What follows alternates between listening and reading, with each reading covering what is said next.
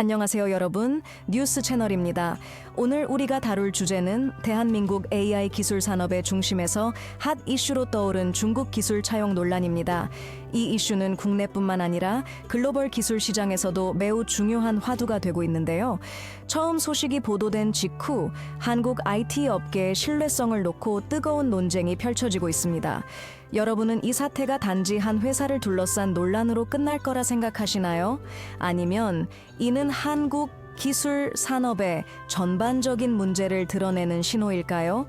오늘 영상에서는 이 모든 질문에 대한 답을 찾아보겠습니다. 한국이 글로벌 AI 시장에서 직면한 기술적 도전은 무엇인지, 그리고 이 논란이 가져올 경제적, 사회적, 정치적 영향을 분석해 보겠습니다. 끝까지 함께 해주세요. 이는 여러분이 놓쳐서는 안 될 중요한 이슈입니다. 대한민국 AI 산업이 지금 거대한 논란의 중심에 섰습니다. 최근 한 국내 대기업이 추진하고 있는 차세대 인공지능 프로젝트가 중국의 기술을 차용했다는 의혹이 제기되면서 국내 기술의 독자성과 윤리적 기반에 대한 치열한 논쟁이 일어나고 있습니다. 이 사건은 단순히 특정 기업의 문제를 넘어 국내 기술 개발의 자립 여부와 글로벌 기술 경쟁에서의 한국의 입지에 대한 의문을 불러일으키고 있습니다. 이번 의혹을 통해 우리가 마주한 문제는 무엇이며 그 영향은 어디까지 미칠 수 있을까요? 지금부터 사건의 배경, 쟁점, 그리고 이를 둘러싼 다양한 이해관계자의 입장을 하나씩 자세히 살펴보겠습니다. 이 논란이 처음 불거진 것은 2026년 3월 초 국내 최대 IT 컨퍼런스 중 하나인 K-Tech 2026에서 한 발표자가 문제의 AI 기술이 사용된 데이터와 알고리즘 분석을 공개했을 때였습니다. 이 AI 기술은 기존의 언어 모델보다 더욱 정교하며 한국어뿐만 아니라 여러 외국어에도 뛰어난 이해력을 보유한 국가대표 AI로 홍보되던 프로젝트였습니다. 그러나 공개 자료를 본 일부 전문가들 사이에서 놀라운 의혹이 제기되었습니다. 바로 이 기술이 중국의 대표적인 AI 기업인 화텅화탱의 핵심 알고리즘 일부를 모방하거나 불법적으로 차용한 흔적이 있다는 주장이었습니다. 논란의 불씨를 더욱 키운 것은 글로벌 AI 커뮤니티와 관련 기관들의 반응이었습니다. 해외 유명 AI 연구기관인 옥스포드 미래기술연구소의 토마스 리베츠 교수는 자신의 트위터에서 이번 사건에 대해 해당 알고리즘의 구조가 화텅의 AI 연구 자료와 놀라울 만큼 유사하다라는 의견을 남겼습니다.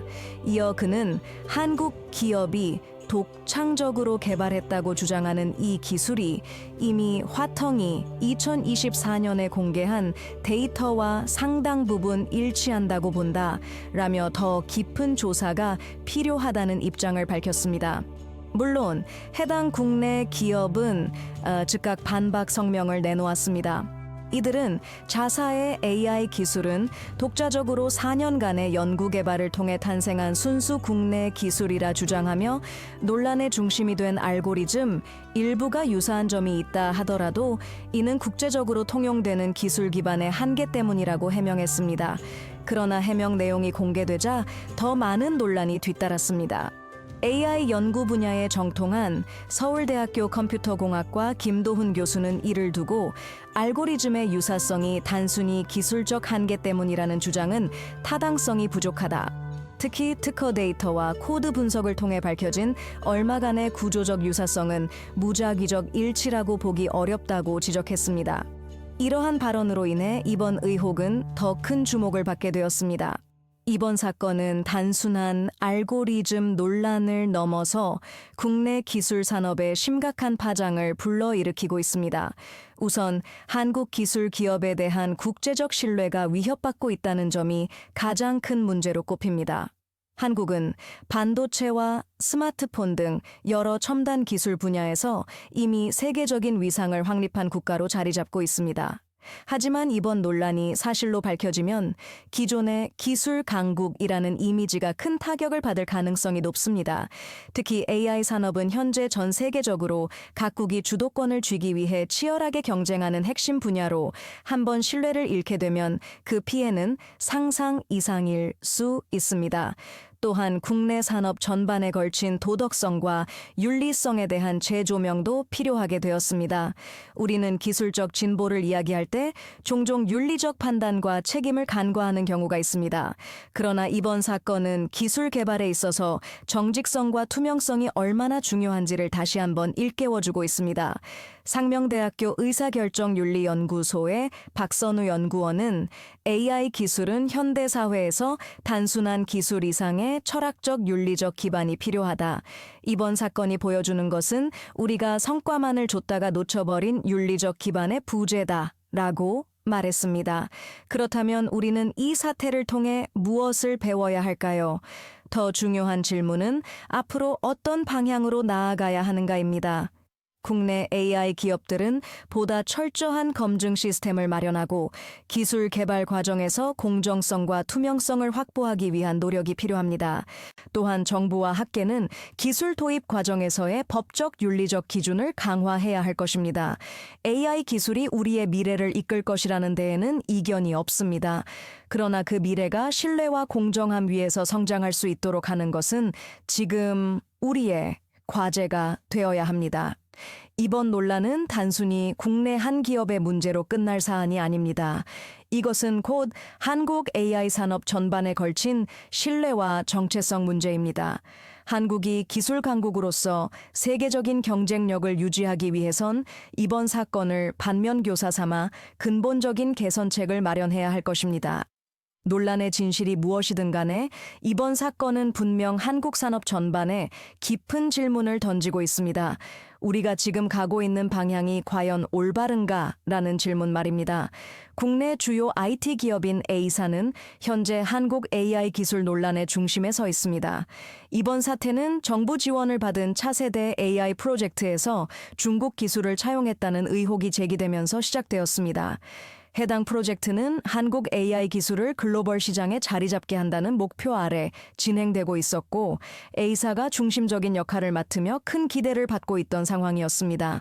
하지만 최근 IT 전문가들 사이에서 A사가 개발한 주요 AI 시스템의 코드와 중국 기반 소프트웨어의 코드가 높은 유사성을 보인다는 분석이 공개되었습니다. 논란은 지난 2025년 12월 중순 엔지니어링 전문가인 신주훈 박사가 학회 발표를 통해 밝혀지면서 본격적으로 불거졌습니다. 신 박사는 A사의 AI 알고리즘이 중국 유수기업 B사가 지난 2024년 발표한 오픈소스 AI 플랫폼의 구조 및 핵심 코드 패턴과 상당히 일치한다고 지적했습니다. 그의 분석에 따르면 코드 유사도가 85% 이상이며 이는 단순한 기술적 영감 차용 정도를 넘어서 직간접적인 기술 활용 가능성을 암시한다고 밝혔습니다. 신 박사의 발표 이후 국제 IT 커뮤니티인 스태크 AI의 포럼에서도 문제가 논의되며 글로벌 관심을 받기 시작했습니다. 이에 대해 A사는 즉시 성명을 발표하며 강하게 부정하는 태도를 보였습니다. A사의 대표 이사인 김태진은 우리 회사의 AI 알고리즘은 순수 국내 기술로 개발되었으며 상업적인 목적으로 외부 기술을 차용한 적이 없다는 것을 강력히 주장한다며 이러한 주장은 경쟁사의 비방 목적이 분명하다고 강조했습니다. 그러나 업계 전문가들과 대중 여론은 쉽게 수그러들지 않았습니다. 특히 반박 과정에서 A사가 중국 기업과의 기술, 협업 이력이 있음을 인정한 바 있어 더욱 큰 논란으로 번졌습니다. 이러한 의혹에 대해 한국 정부 또한 심각성을 인지하고 즉각적인 대응에 나섰습니다. 2026년 1월 3일 과학기술정보통신부는 조사를 위해 독립적인 기술진단위원회를 구성한다고 밝혔습니다. 위원회는 국내와 해외 전문가들로 이루어져 있으며 약 3개월간 A사의 AI 기술 개발 이력을 면밀히 분석할 예정입니다. 조사 과정에서 코드 분석 및 기술 출처 검증, 기업 윤리 검토를 포함한 다각적 접근이 이루어진다고 발표되었습니다. 위원회에는 한국에서 저명한 보안 전문가인 이덕희 교수와 미국 MIT의 컴퓨터 과학 박사인 마이클 스미스도 참여하기로 해 공정하고 투명한 검토를 기대하게끔 했습니다. 또한 이 사안은 국내 AI 산업뿐 아니라 한국 사회 전반에 큰 파장을 일으키고 있습니다. 한 설문조사에 따르면 국내 성인의 68%가 한국 기술력의 자립성이 부족하다고 답했으며 54%는 국가가 AI 산업 윤리 및 기술적 출처에 대해 더 강력한 규제를 마련해야 한다는 의견을 제시했습니다. 특히 청년층은 이 사안을 국가의 기술 미래와 연결지어 우려를 나타내고 있어 정부는 해당 논란 해결에 더욱 압박을 받고 있는 상황입니다. 이와 동시에 일부 전문가들은 이번 사건을 계기로 국내 기술 산업의 내부 검증 체계를 재점검해야 한다고 주장하고 있습니다. 정보 기술 분야에서 혼합 개발 및 외부 인프라 활용은 글로벌 기술 표준에 포함되지만 이를 명시적으로 공개하지 않은 채 국가 대표 기술로 포장해 홍보하는 행위는 윤리적으로 문제가 될 수 있다는 것입니다. 한국정보과학회의 윤영수 회장은 기술의 출처를 투명하게 공개하는 것이 국내 기술력의 신뢰도를 높이는 첫걸음이라고 강조했습니다. 이 사건이 단순한 기술 차용 논란에서 끝날지 아니면 한국 AI 산업의 체질 개선을 요구하는 중요한 계기가 될지는 아직 확신할 수 없습니다. 하지만 분명한 것은 이번 논란이 국내 기술 산업뿐 아니라 국가 정체성에도 큰 영향을 미칠 만큼 중요한 사안이라는 점입니다. A사의 변론, 정부의 조사 결과, 그리고 대중의 반응이 향후 어떤 방향으로 흘러가게 될지 주목해 봐야 할 순간입니다. 한국의 AI 비전은 2020년대 중반부터 본격적으로 수립되었고 이를 국가 미래 전략의 핵심 축으로 삼고자 하는 움직임이 가속화되었습니다. 정부는 2019년 AI 국가 전략을 발표하면서 2030년까지 인공지능 기술 강국으로 도약하겠다는 목표를 세웠습니다. 이 전략에 따라 다양한 투자와 제도적 지원이 이루어졌으며 특히 국내 AI 생태계를 강화하는 데 초점을 맞췄습니다. AI 인프라를 구축하고 전문 인력을 양성하기 위해 5년간 약 1조 원을 투입하겠다는 계획도 포함되어 있었습니다. 2022년에는 AI와 5G, 클라우드 컴퓨팅 등 첨단 기술 산업에 대한 집중적인 투자와 연구가 이루어지며 한국은 글로벌 AI 시장에서 경쟁력을 갖추겠다는 목표를 분명히 했습니다. 예를 들어 한국전자통신연구원 ETRI은 AI 연구 역량을 강화하기 위해 엑소브레인 프로젝트를 확대 진행하며 한국어 자연어 처리, AI 기술 개발에 속도를 붙였습니다. 또한 네이버, 카카오와 같은 국내 기업들은 AI 기술을 활용한 서비스와 제품을 선보이며 국내외 시장을 공략하기 시작했습니다. 하지만 이러한 개발 과정 속에서 여러 논란과 문제가 발생하기도 했습니다. 가장 대표적인 사례로 꼽히는 것이 2024년 한 국내 대기업에서 벌어진 AI 반도체 관련 기술 유출 사건입니다. 당시 이 사건은 한국의 AI 연구개발 시스템 보안과 기술 보호 체계에 심각한 허점을 드러냈다는 지적과 함께 사회적 충격을 준 바 있습니다. 한화리서치센터의 박준혁 박사는 기술의 빠른 발전과 달리 이를 보호하기 위한 제도와 보안 시스템은 여전히 미비한 수준이라며 향후 개선이 필요하다고 강조했습니다. 이러한 사례는 한국 정부와 기업들에게 큰 교훈을 남겼습니다. AI 기술은 단순히 한 기업의 경쟁력을 위한 도구가 아니라 국가의 경제적, 정치적 자주권을 유지하는 핵심 요소라는 점에서 특히 민감하게 다뤄져야 한다는 것입니다. 그 결과 정부는 기술 보안과 국산화에 대한 노력을 대폭 강화했습니다. 한 예로 과학기술정보통신부는 2025년까지 AI 기술 100% 국산화를 목표로 하는 K-AI 프로젝트를 발표했습니다.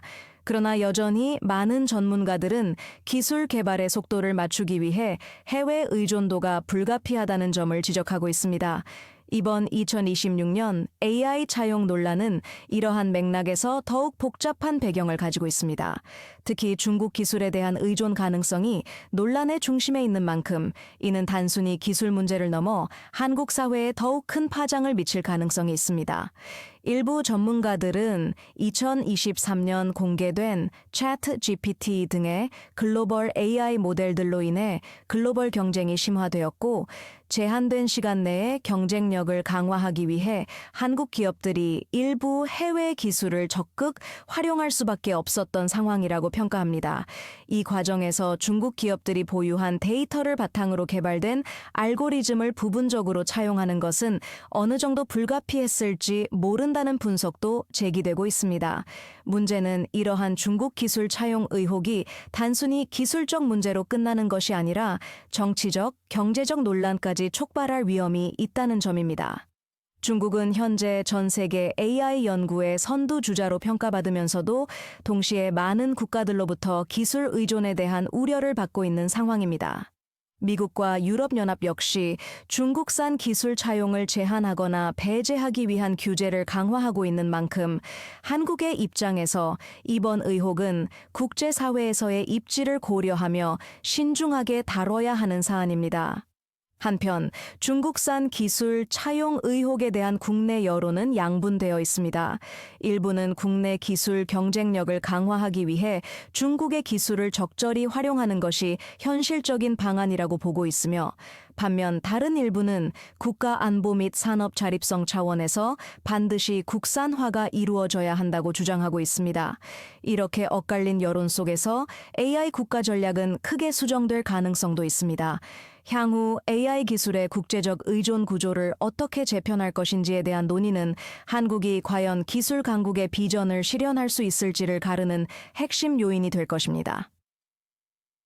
여러분, 오늘 뉴스 채널과 함께 해주셔서 진심으로 감사드립니다. 2026년 현재 이번 AI 기술 논란은 단순히 한 기업이나 기술의 문제가 아닙니다. 이는 우리가 세계적인 기술 경쟁에서 어디에 위치해 있는지, 그리고 미래의 기술 생태계를 어떻게 형성해 나갈 것인지에 대한 중요한 질문을 던지고 있습니다. 특히 이번 사태에서 핵심적으로 제기된 중국 기술 차용 의혹은 국내 기술 산업의 자주성과 독창성에 대한 논의를 다시 한번 불러일으켰습니다. 2025년 기준 한국의 AI 기술은 전 세계 시장 점유율 8.3%로 최근 몇 년간 빠르게 성장했지만 여전히 미국과 중국에 비해 격차가 크다는 지적이 계속되고 있습니다. 중국은 2026년 현재 AI 논문 게재 수와 특허 출원 건수에서 세계 1위를 기록하며 글로벌 기술 패권을 강화하고 있습니다. 이 맥락에서 본 사건은 단순히 한 의혹을 넘어 우리 산업의 구조적 취약점에 대한 경고로 받아들여질 필요가 있습니다. 김수현 KAIST AI 연구소장은 이번 논란에 대해 기술력의 자립은 시간을 두고 전반기적인 노력이 필요한 일입니다. 그러나 동시에 국가 간 협력과 기술 교류에서 균형을 찾는 것이 중요합니다. 라고 밝히며 지속적인 논의의 필요성을 강조했습니다. 여러분의 생각은 어떠신가요? 이번 사건이 단순한 기술 표절 의혹에 머물지 않고 한국 기술 산업의 방향성과 체계를 점검하는 계기가 될 수 있을까요? 댓글로 여러분의 소중한 의견 남겨주시길 바랍니다. 구독과 알림 설정도 잊지 마시고요. 다음 이야기에서 다시 찾아뵙겠습니다. 감사합니다.